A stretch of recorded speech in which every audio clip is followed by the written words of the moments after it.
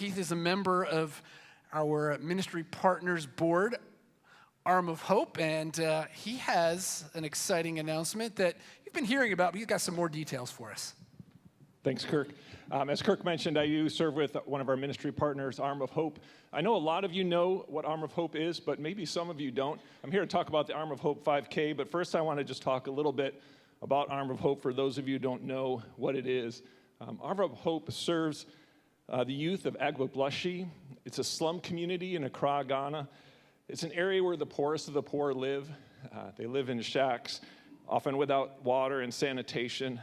It's a harsh area where people live doing whatever they can day to day to get by just for their next meal. It's a spiritually dark area. But into that darkness, God has brought light. One of the ways that he's bringing light is through Arm of Hope.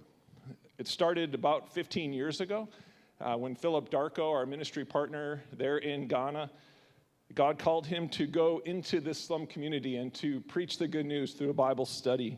And he was faithful to do that. And as he taught, God gave Philip a vision that this could be something bigger, this could be something more. He wanted to meet not only the spiritual needs of his community, but also the physical, the social, and the educational needs of the children there as well. But he needed resources.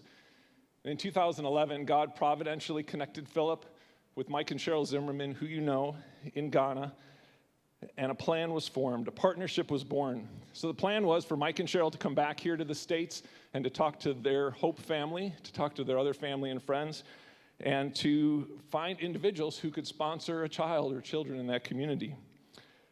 Philip prayed that we'd be able to sponsor 20 children that first year. I think Cheryl's vision was a little bigger.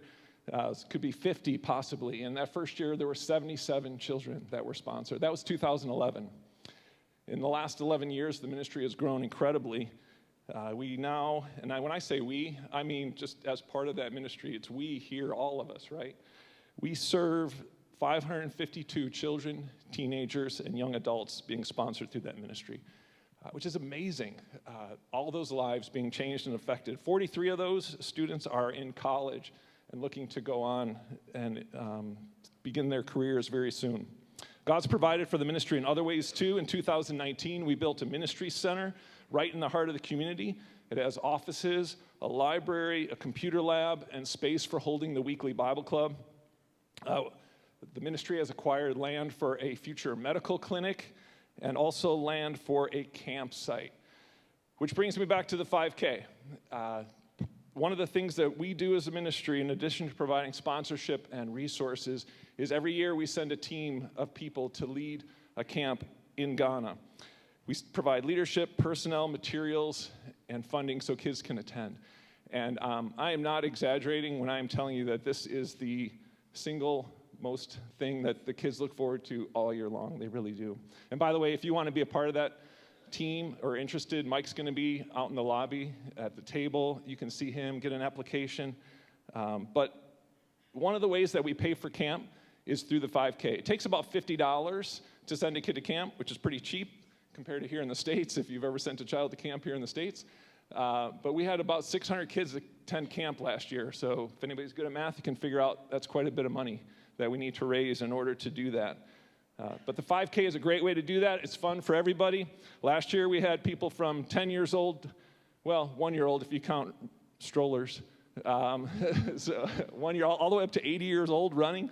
Some of the participants are competitive, and we've got cool prizes for the winners.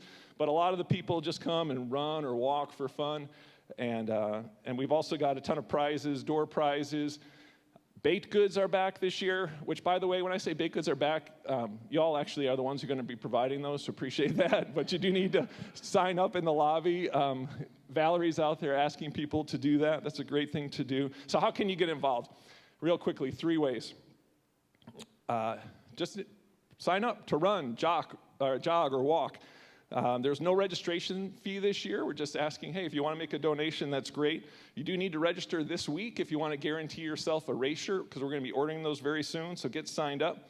But I also encourage you to take it to the next level and become a fundraiser. So some people choose not just to race, but to race and to invite their friends and their family to raise money with them. So we do that through fundraising pages. We provide the page for you. All you got to do is send the link out to your friends and your family, whether it's on social media, or via email, or even text message, and they can support you for $10, $20, $50, $100. People are very generous, and it's amazing how that exponentially adds to how much we can provide for the summer camp.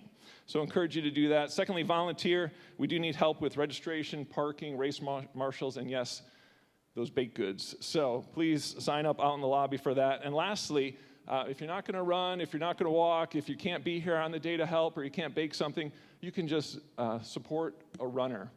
And you can do that by going to, you can see there's two different websites there. The bottom one, armofhope5k.org.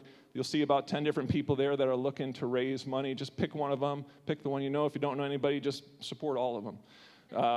You can donate that way, and it'll help send kids to camp this summer. So it's in 3 weeks. It's coming up quickly, but we're going to have a great day. We hope that you're there and you're a part of it. Thanks.